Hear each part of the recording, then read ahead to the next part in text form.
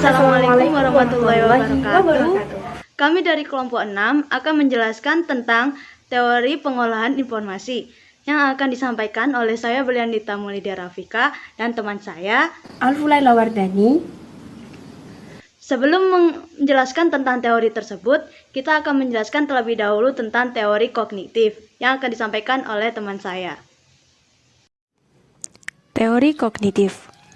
Teori kognitif merupakan salah satu teori belajar yang digambarkan berupa aktivitas belajar.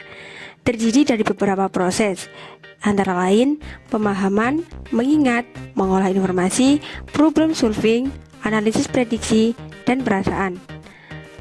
Teori kognitif diibaratkan sebagai komputer, di mana cara kerjanya yang mirip dengan cara kerja komputer. Teori ini dibagi menjadi 3 bagian, yaitu teori kognitif sosial, teori pengolahan informasi, dan teori Ausubel. Teori pengolahan informasi berdasarkan dari pandangan Ziegler dan Stevenson, pemrosesan atau pengolahan informasi lebih menekankan pada bagaimana suatu individu memproses informasi tentang dunia mereka, bagaimana informasi itu masuk ke dalam pikiran mereka, bagaimana informasi disimpan dan disebarkan, dan bagaimana asumsi diambil kembali untuk melaksanakan suatu aktivitas yang kompleks seperti memecahkan masalah dan berpikir. Proses penyimpanan informasi. Pada proses penyimpanan informasi yang merujuk pada tempat di mana informasi tersebut disimpan, yang diawali dengan diterimanya stimuli dari lingkungan, kemudian masuk ke dalam memori sensorik. Informasi yang ditransfer ke memori prosesor dengan bantuan prosesor dan persepsi. Kemudian, dalam memori prosesor, informasi tersebut dikoding dan masuk ke dalam memori jangka panjang, sehingga kita biasanya menyebutnya dengan kata ingatan. Model pengolahan informasi. Dalam model pengolahan informasi, ada 3 bagian.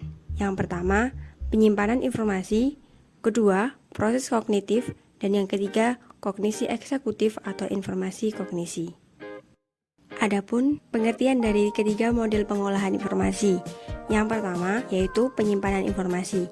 Penyimpanan informasi diartikan sebagai tempat informasi tersimpan, di mana penyimpanan informasi dibagi menjadi 3 bagian, yaitu perekaman sensorik, memori jangka pendek, dan memori jangka panjang. Proses kognitif merupakan suatu kegiatan mental yang membantu informasi untuk dikirim dari satu memori ke memori lain. Proses ini terjadi di memori prosesor yang terdiri dari berbagai proses antara lain perhatian, persepsi, repetisi, pekodean, dan pemanggilan kembali. Pada memori prosesor, stimulus atau informasi mentah yang dipilih di antara informasi lainnya dinamakan dengan perhatian. Informasi mentah ini nanti akan diubah ke dalam bentuk informasi yang penuh makna melalui persepsi.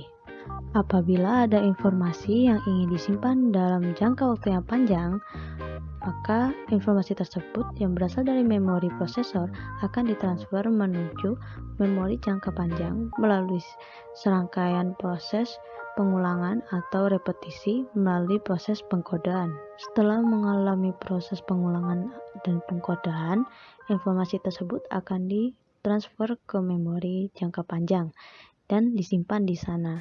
Ketika informasi tersebut ingin digunakan kembali, maka akan terjadi proses pemanggilan kembali terhadap informasi yang diinginkan yang nantinya akan ditransfer ke memori prosesor untuk digunakan kembali. Yang terakhir adalah kognisi eksekutif atau informasi kognisi. Kognisi eksekutif atau informasi kognisi bertugas sebagai memelihara serta mengatur penyimpanan informasi dan proses kognitif agar dapat bekerja dalam harmoni selama proses pengolahan informasi. Kognisi eksekutif memiliki kualitas individu, pengendalian pembelajaran individu, serta mengarahkan proses kognitif yang telah disebutkan dalam penjelasan sebelumnya. Sekian penjelasan dari kelompok kami. Apabila ada kesalahan baik dari kata maupun perbuatan, kami mohon maaf sebesar-besarnya.